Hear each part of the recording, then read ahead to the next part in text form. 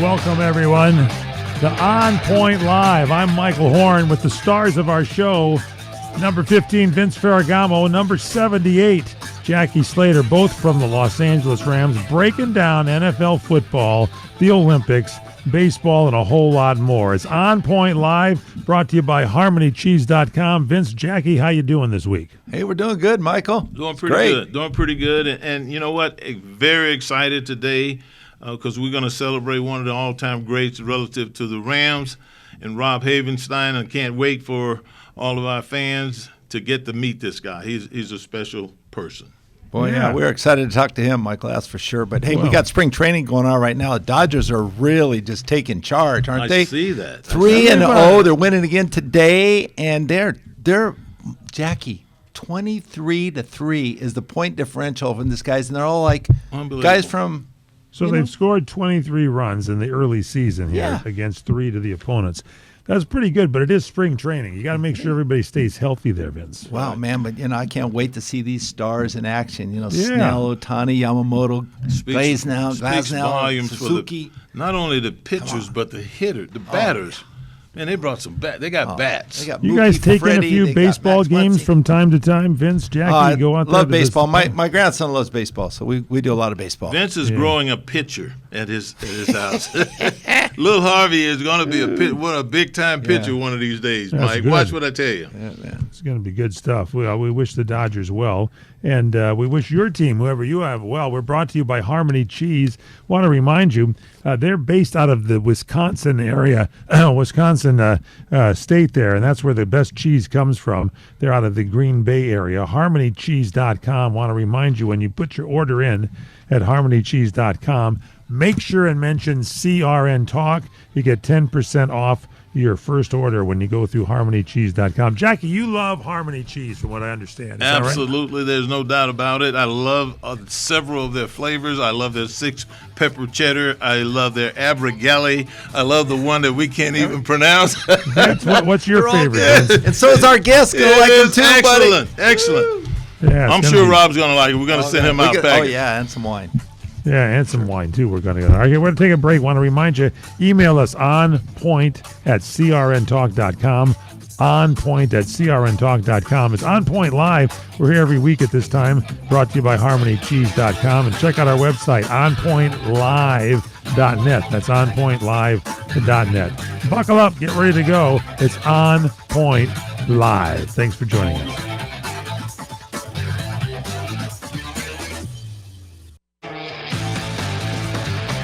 Welcome back to Onpoint Live. Don't forget to give us a like there. We're a podcast and also a video podcast. You can check us out on YouTube. Subscribe to Onpoint Live with Vince and Jackie. Give us a like. Our sponsor, HarmonyCheese.com. Vince Ferragamo, Jackie Slater, famous L.A. Rams, and another really good famous L.A. Ram is Rob Havenstein, who a former L.A. Rams offensive tackle, just retired this year. 11 seasons in the NFL, spent his entire career playing for the St. Louis Los Angeles Rams. Something you have in common with him, Jackie Slater, am I right? Absolutely. I played here in Southern California and went to St. Louis, and Rob started in St. Louis and came to Southern California. So that's it. It's something we we reversed it a little bit, but we still have that in common.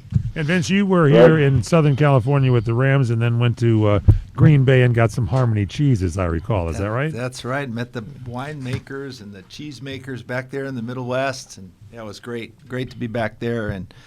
But our guest is he's a super guy that we've got on. We've had him on before, and he's just so much fun to talk to, and can't wait to hear some of his comments on some of our questions we're going to ask him. So it'll be kind of fun. Yeah, as a rookie, he started 13 games at right tackle, I think it was, and allowed 0 sacks. He made the all-rookie team. I mean, this has been a great career right from the get-go. Rob, welcome to the show. Thanks for being with us. Hey, thanks for having me on. I appreciate it, guys. Rob, if you guys don't mind, I want to just jump in here and just start asking questions because as you know, I was a Rams right tackle for a number of years and really enjoyed my work and everything. And to have had an opportunity to watch Rob Havenstein be drafted, to have watched him go in and play right away and have the success he did, and then to become the leader that he became on this football team, it was just so impressive, Rob. And I just want to let you know, first of all, that I've always admired your work. I've kind of envied you over the years, and that, first of all, you were 6'8", I think it was, and weighed over 300 pounds, always very athletic, could move around, and just had a dominant presence. And that was one of the things I always admired about good big people, to have that dominant presence. But, I want to ask you, Mike, Rob, I want to ask you, you played 11 years. And you played most of that time in St. Louis. What was it like leaving St. Louis? I know what it was like leaving L.A. going to St. Louis, but what was it like leaving St. Louis and coming and playing in Los Angeles? Yeah, being drafted to St. Louis, obviously I was Midwest. I was coming from the University of Wisconsin, so that was kind of, very similar, kind of feel and weather and everything like that. And so, I was really only there for a couple months because once we got there, there was kind of the rumors floating around that we were going to be leaving and going to L.A., and then we found out after the season on SportsCenter with everybody else that we were leaving and going to L.A. So I was so young in my career where I was just like, well, all right, well, team's going, and if I'm still on the team, then heck, I'm going too. Let's go have an adventure. Well, you certainly, your presence has been felt from the moment that you've been out here. Now, I want to ask you some questions here because, you and I travel the same road and everything for the most part, with the exception of, I don't know, Rob, had they played me any sooner, that I would have had the success that you're right out of the chute. Right out of the chute, you were one of the top players at your position in the whole country. And it took me 3 years before I could even get on the field. So is that a testament to the type of coaching you had or to your physical prowess? What was it that helped you have the kind of success you had early on and throughout your career? Yeah, especially early on. I give a lot of that success to just the University of Wisconsin. When I first came in, when I first came into Wisconsin, I had only been playing football since ninth grade year of high school, and still very green, and needed to transform my body to even have a chance to even see that field. And we ran a very much pro offense, and we were running power to the right, and then if that didn't work, we ran power to the left. And so it was it was a lot of training. It definitely taught me how to work hard. That was a time at Wisconsin where it was like you needed to be tough and you needed to be a guy, and if you weren't that guy, you needed to learn how to do that.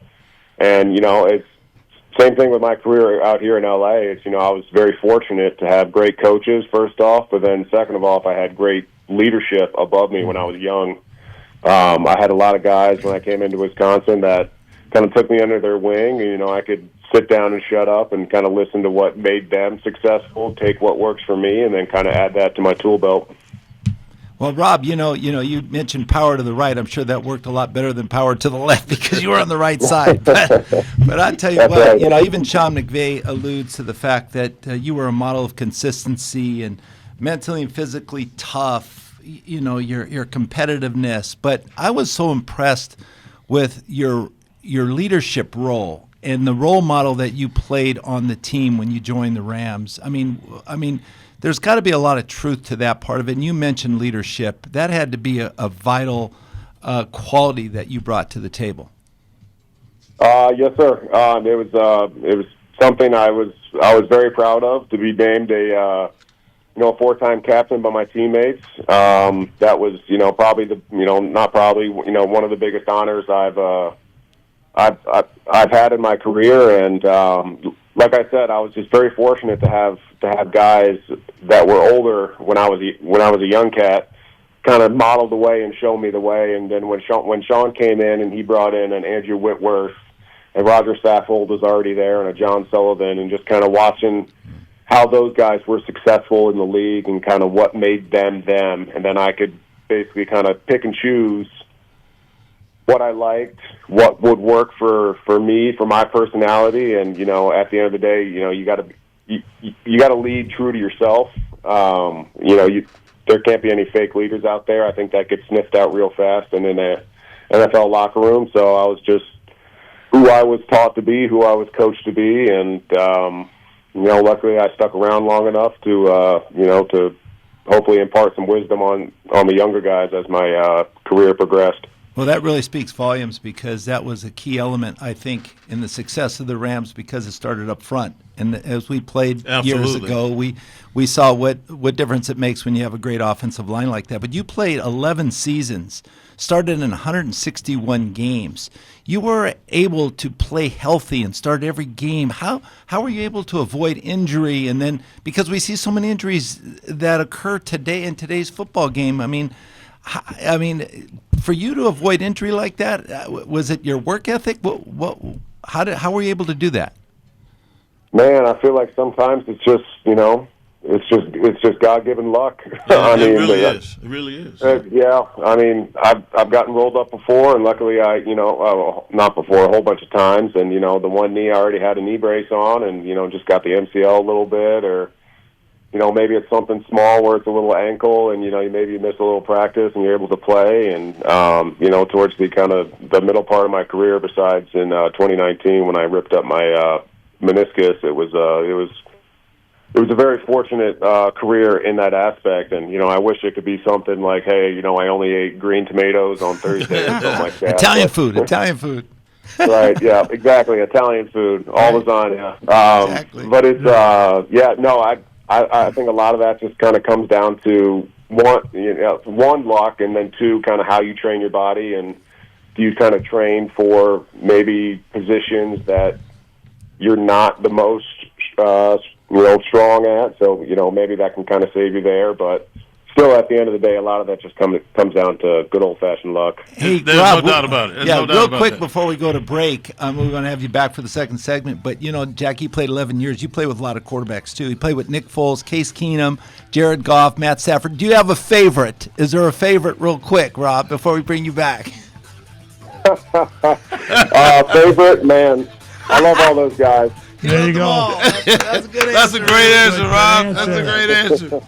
All right, we're going to take a break here. On Point Live with Vince Ferragamo and Jackie Slater. Our guest here, the Rob Havenstein, who just announced his retirement this month here. And we're sorry to see him leave the Rams, but I know he's going to have a great career off the field here. We'll find out about that when we come back. Don't forget to email us onpoint@crntalk.com and check out our sponsor, harmonycheese.com. When you check out, put in CRN Talk, you get 10% off your order at harmonycheese.com. It's On Point Live.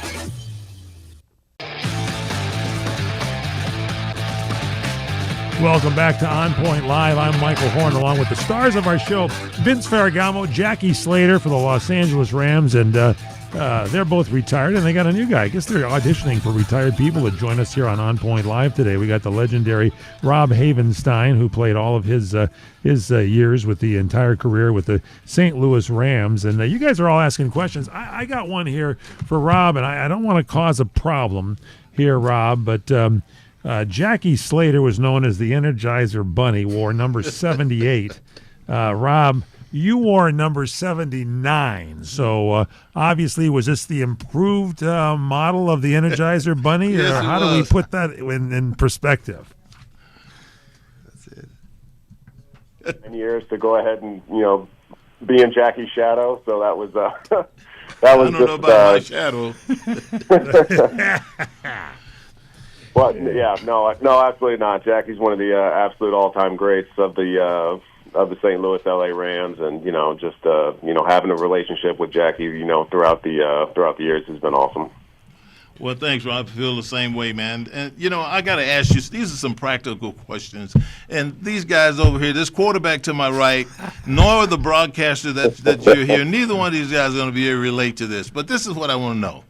Who was the toughest guy you had to deal with? And then, what was it like practicing against Aaron Donald when they thought about playing you at guard? Tough question. Oh man, I mean, some of these defensive end outside linebackers are just so good. I mean, you talk about luckily for me, Myles Garrett plays on the left side. So I didn't really have to deal with him too much. But seeing Nick Bosa twice a year for when he came into the league, that's obviously a tough ask. Oh, definitely. Yeah, playing a guy like a Max Crosby with just the unrelenting effort he plays with, and Absolutely. then it's not only the effort, it's the technique, he has the freedom to kind of go wherever he wants, and so half of my game was I know where you're supposed to be before you get there. Right. And with him, it was just pure reaction, and so that made it tough for me, and so I was definitely trying to lose to where my health was. Absolutely. That's a smart offensive lineman right there. You have to know where your help is at all times. Man. At all It's a times. team game, right? You have to. So tell me now, I made this statement just recently. I was asked about Aaron Donald, AD. And I got a phone call from a couple of guys that are in the Hall of Fame, and they got on the phone asking me, wait a minute now, who's the best defensive lineman that you ever played against? Who's the best defensive lineman that you ever saw?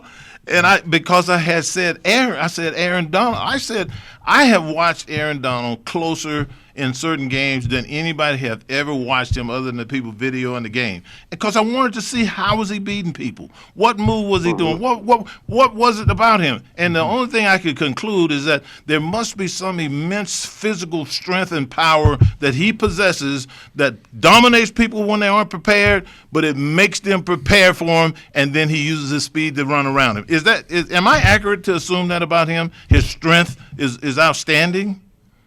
Man, that is to a T. Aaron, I mean, he was benching 500 pounds raw, no help, just unbelievable. Just ripping it out. And so, he had that extreme power. And as you know, Jackie, when someone can run you over, you have to play for that because that's the quickest way to the quarterback. Absolutely. And so, and so whenever guys stick their feet in the ground, not only was he one of the strongest players around, man, he had some of the best hands, probably the best feet you've ever seen. And then, even just trying to practice against him, I remember I got two little things, and we were running just like a keeper, kind of breaking away, and all of a sudden, the guard standing next to me made a call that he knew. And he knew it. He knew it, and he knew it was just me trying to come down, and so he was like, all right, well, I'm jumping this snap count. You're not going to lay a hand on me. I'm going to go, blow up the sifter coming across, who's our first read on the keeper, and then I'm going to go, tag off on the quarterback like I would have made a sack. And Sean comes in all fired up, and what the heck is going on? And I kind of looked at him, knowing it was my fault, and I looked at him, and I was like, Aaron happened. And he looked at me, and he looked at Aaron. Point the finger right at him. Okay. Right. He goes, okay. Okay. I understand. I got it. Well, Jackie and I both talked about it, Rob, is that, who would know better the strengths of a defensive lineman than an offensive lineman? Nobody. A tackle, a guard, because what the strengths. And Jackie's always admitted, he says, I'm a good thing I never had to block Myles Garrett or Aaron Donald because I don't know if I could do that. Man. And, that explained it to Sean McVay right there. Hey, look who I was going up against. That's the answer. But Rob, go ahead. I told Aaron to pretty much throughout his whole career, if he ever decides to go somewhere else, I'm going to have to get myself fired and just sign to their practice squad just so I never actually have to play him in a game. So you don't have to go against it. Guys complain all the time because Jackie would go so hard in practice, but that's how he prepared. That's how he stayed healthy for many years. He played 20 years, And so, it's the work ethic. I'm sure you were the same way. Well, yeah. There's no doubt about it. You had to have had a work ethic. And, Rob, you said this. I told Vince, he asked me on occasion, damn, how, Jackie, did you play so long? And I told him it was just a good Lord blessing me, obviously. I said, but, one of the things I tried to do in an effort to try to stay healthy was to constantly be moving my feet. Rob, if I had a $100 bill for every time that I looked at film and saw a pile roll up towards my ankles and knees and everything that just barely missed, I'd be a much, much wealthier man. So a lot of that is truly, just like you said, God-given, being blessed, man. Good Lord just taking care of you. But this is the part, Rob, that jumps out at me. It took me 3 seasons, and I was frustrated and upset all the years that I sat there. But it took me 3 seasons before I entered the Rams' starting lineup as their right tackle. 3 years, and I believe when I look back on it that those 3 years afforded me an opportunity to learn about some of the rigors of the sport that could happen, adversely to you while you're still struggling to learn to deal with these guys. Because these are some special people we have to deal with. Big, strong, talented, smart people, athletic, and all they got to do is get 9 sacks a game, 9 sacks a season, and then somebody's going to give them $20 million. So they're motivated. So no doubt. Just going through that 3-year period of time, I had to grow up, but I grew up slowly. I was anxious and growing very slow. But you went right in there right away, and I always admire people, young offensive linemen that can do that and get in there. Now you're 6'8". That's what I was going to say. Is his frame, Jackie? And I'm 6'4". What I want to know is, do you have a distinct advantage that you depended on and relied on simply because you knew you had a natural overall body frame that was rangier than most of your competition? Yeah, it wouldn't be the normal answer for a guy being 6'8". You think 6'8", super long arms, right? Not the case. Whitworth always used to joke about my arms. We'd be playing golf, and there'd be a 2-footer and be like, "Well, it's actually outside of Rob's arm, so I'm gonna have to see it in," or something like that. And wait a minute, what is your arm length? Oh man, I don't even know. I could 34 and something, 33 and a half. I don't know, something like that. I don't think it's. I'm pretty sure it's not terribly long because Whit had way longer arms than I did. Is that right? I never noticed that.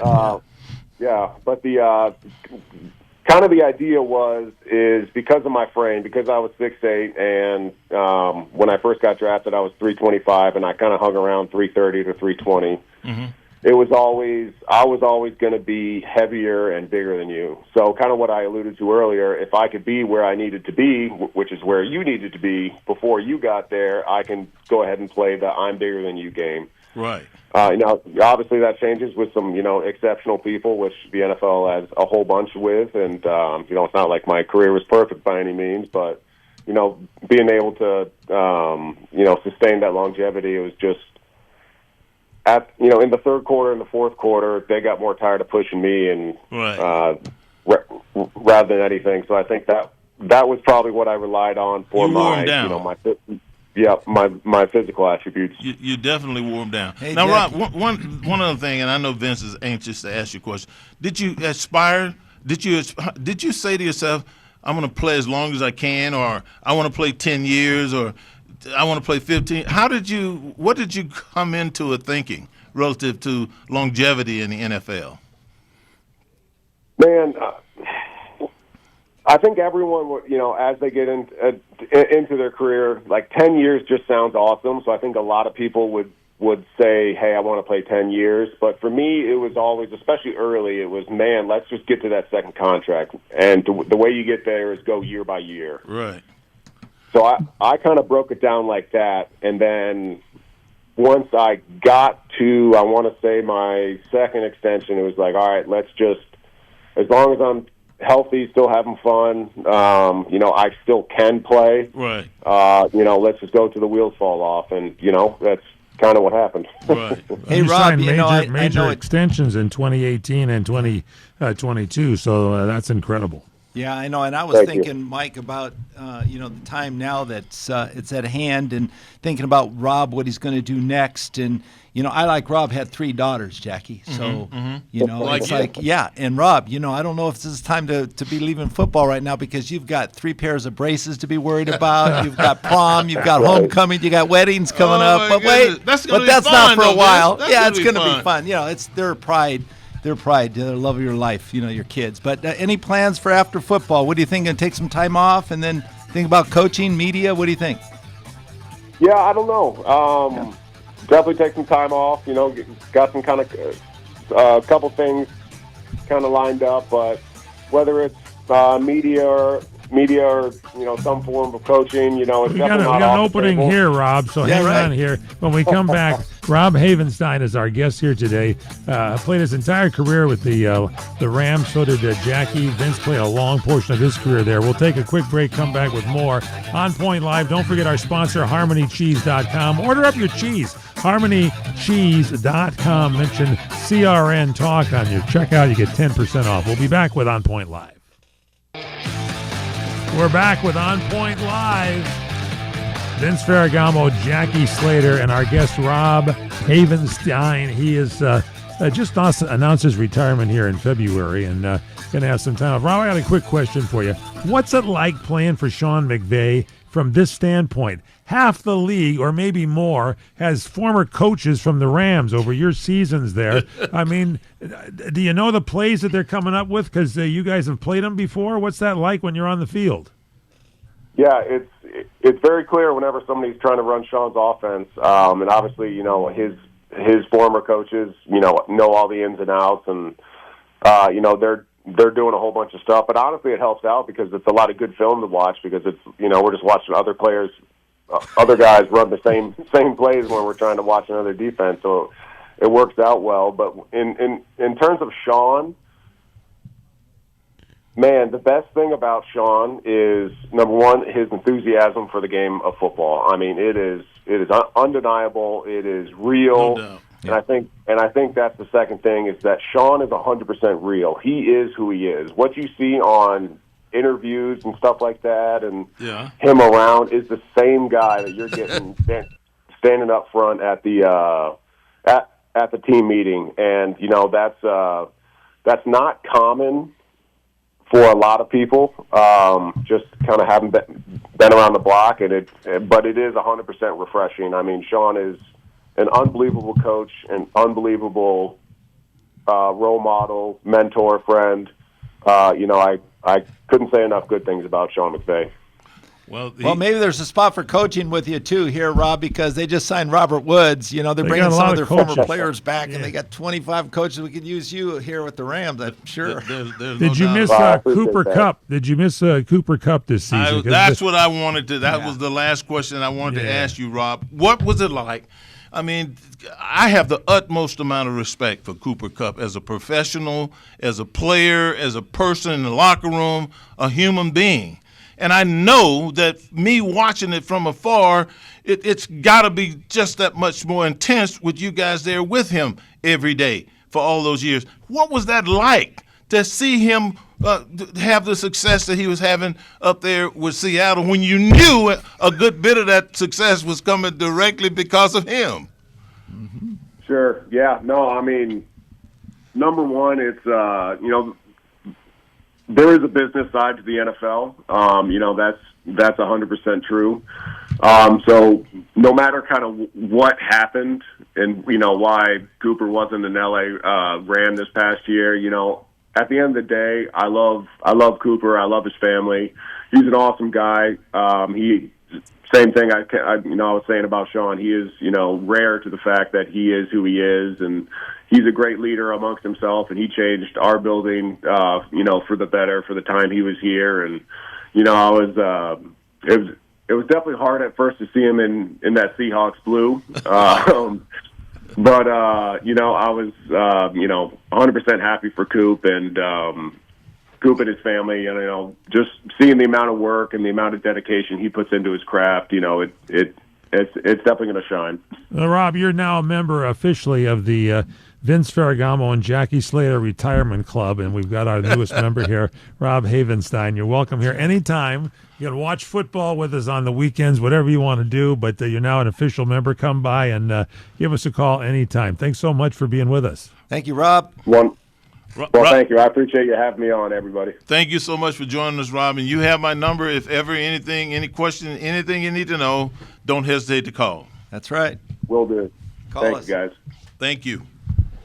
Great guy. Good insight here. I like that. Good insight. Yeah, absolutely. You can tell why he was a leader, Jackie. Oh, yeah. Because he's a natural-born leader. Right. Well, that leadership had that role model of him being that way, gave the team a lot of confidence. Absolutely. When they were playing out there. I mean, think about it. Think about it, Vince. The guy that played in his stead when he was injured, McClendon.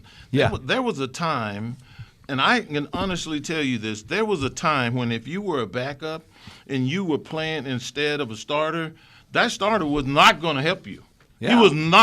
He was not going to do anything to help you take his job. Right. But what did Rob Havenstein do? He helped him. He helped. Not only did he help him, but the kid in his first 10 games only gave up one pressure. That ain't because he's got it all figured out. That's because he's got Rob Havenstein standing over there telling him, hey, you better not do that. Right. You better think about this. In this situation, you better do that. That's why I think he could probably be a good coach, too. Yeah, he probably would make be a good. great coach. Yeah. He probably would make a great Maybe you guys coach. get together and the three of you bring football into the Winter Olympics soon, because we just got through with the Olympics, and I thought, Oh, my goodness. I'm not going to watch this, but I found myself watching this more and more and more. Norway was number one with 41 total medals, 12 gold, 12 silver, 11 bronze. We, the United States, finished second with 33 medals, 12 gold, 12 silver, and 9 bronze. And Italy was in third with 30 medals, 10 gold, 6 silver, and 4 bronze. But I think the big moment here was, you guys like all sports. How about that women's and men's hockey team? The Canadians. The Canadians invented the game, for gosh sakes, Jackie. Well, I mean, think about it. We had a gold medal championship team in 1980. What was that, 46 years ago? Yeah, Miracle on Ice, Jack. The Miracle on Ice, 46 years ago. And you know what? Yeah. You know what I found out, Vince? What? I had no idea that so many people watched hockey.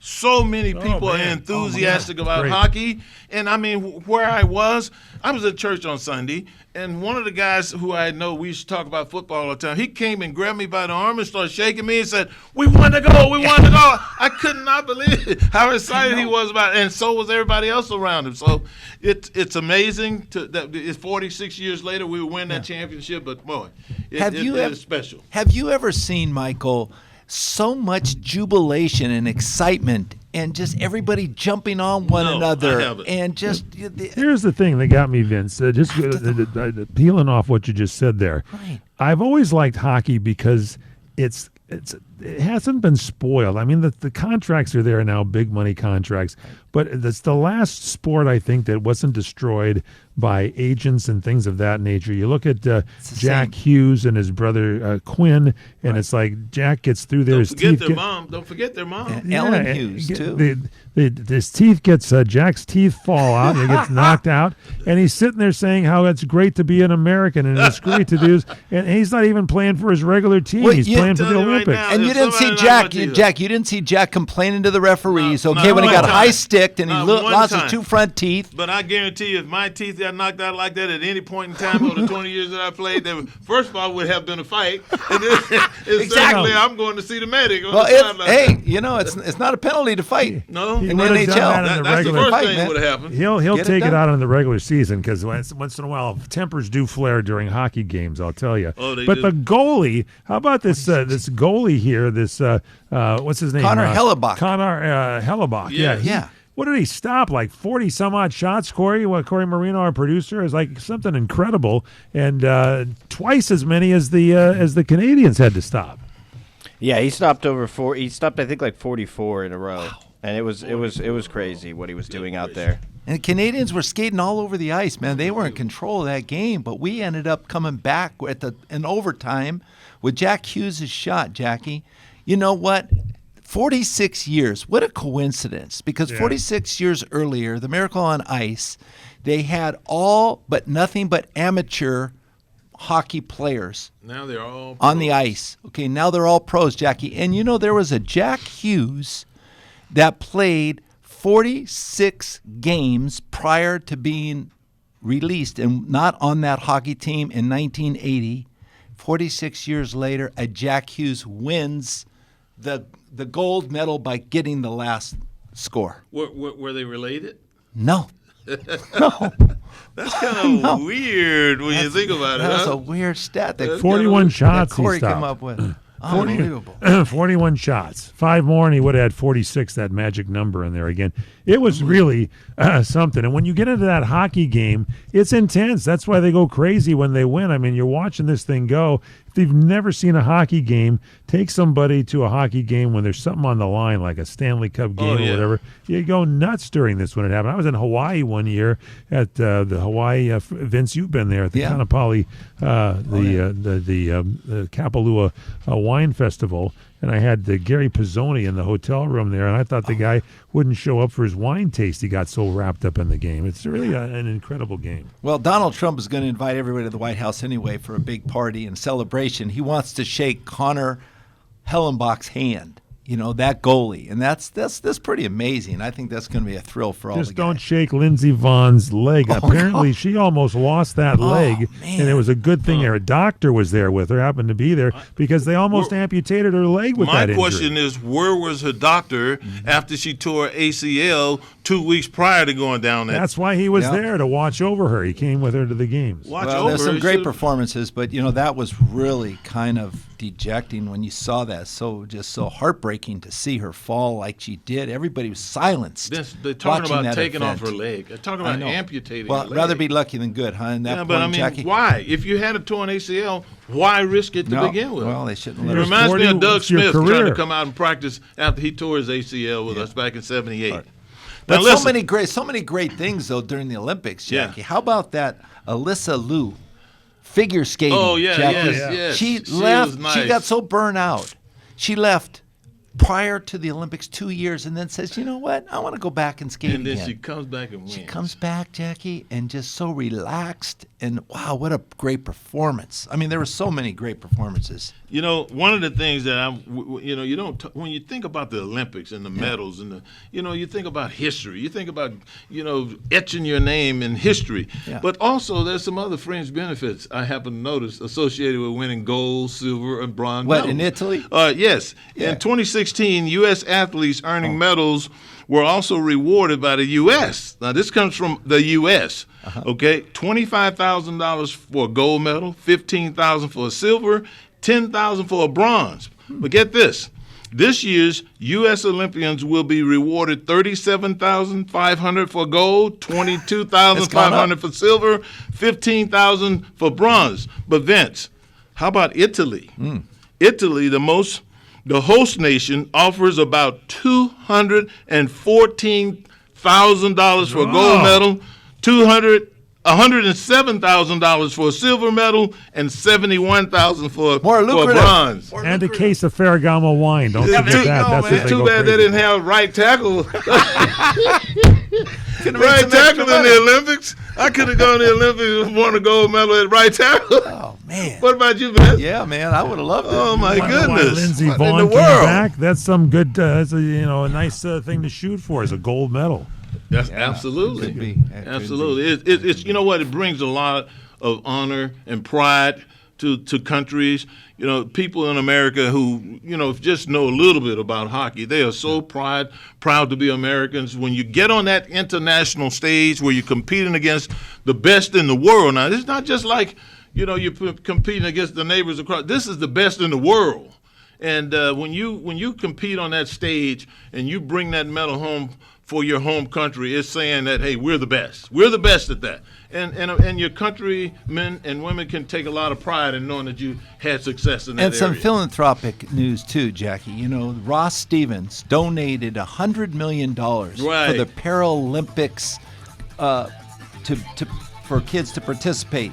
So it was from the Stone Ridge Holdings Group. I mean, that to me was really exciting news. It was. To see these kids perform. Absolutely, Vince. And some Harmony cheese, by the way. They were giving that out, too, to the Olympic team here, all the way from Wisconsin. That's our sponsor, HarmonyCheese.com. Check it out. When you check out with your Harmony Cheese order, mention CRN Talk as in Championship Radio Network at 10% off your order. That's our sponsor here on Onpoint Live. Don't forget to email us onpoint@crntalk.com, onpoint@crntalk.com. Quick break, come back to wrap things up with Vince and Jackie.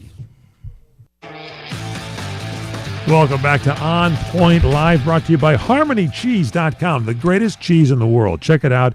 Go look at their website, HarmonyCheese.com. I'm Michael Horn. Stars of our show, Vince Ferragamo, Jackie Slater. And by the way, Vince, I know you're keeping track of spring training. The Dodgers scoring another 11 runs in today's game, so add it to your tote bag over there.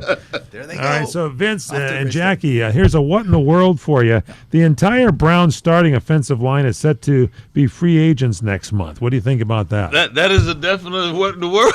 There's no doubt about it. Listen, Todd Monken, man, we just saw what he did with Lamar, and I'm excited about what he was going to do with Shedeur Sanders. But listen, he's not going to have a snowball's chance in Hades of having this success if he don't get these 5 guys right here signed. I'm going to be watching that with a very, very keen eye. Now, here's a weird NFL coincidence. The Titans have formed the baldest coaching staff of all time. And we got that picture there for you so you can take a look at Robert Saleh. Then you've got Brian Daboll. You got Gus Bradley on top. You guys. I mean, what happened to their hair? Just because you got a head, you lose hair when you start coaching. Just because you got a head full of hair, Vince, doesn't mean that everybody's going to be fortunate enough to be your age, a senior citizen with a head full of hair. Most these men are young men right now. They just have male pattern baldness. Some guys smiling, some guys not smiling. It's called male pattern baldness is what that is. I'm telling you. And then the Titans, Jackie, have revealed their new logo. Yeah, I'm a little discouraged. This is a little hard. I'm disappointed to see this Corey's logo. Got a shot of this. Where's the logo? Put it up there so our fans can see the logo that they just came out. You can't find it, Corey. It's the Titan thing. Yeah. They removed the hair off. This is the logo. There it is. There it is right there. You see, the old logo had hair blowing in the wind. And the new logo is just round. Well, they're bald. What in the world? But there's no hair movement. Did they do that just because everybody's bald? And they didn't want to have anybody have a problem with hair blowing in the wind? I think that might have something to do Go with it. Go bald this week and match what the new style is. That's what it is. That's our show. Don't forget, subscribe to On Point Live with Vince and Jackie on our YouTube channel. And don't forget, our show is it's a podcast. Go to any podcast platform, just type in On Point Live. It'll come right up. Or on your smartphone, dial #250 and hit send. When the call is answered, say, find my podcast. They'll say which one. You say On Point Live. It'll be loaded right to your phone to listen to it. So check it out. Check out our website, onpointlive.net. But get to OnPoint at crntalk.com and send us your email questions and so much more. That's it from the show. What do we always say, gentlemen? Stay on point.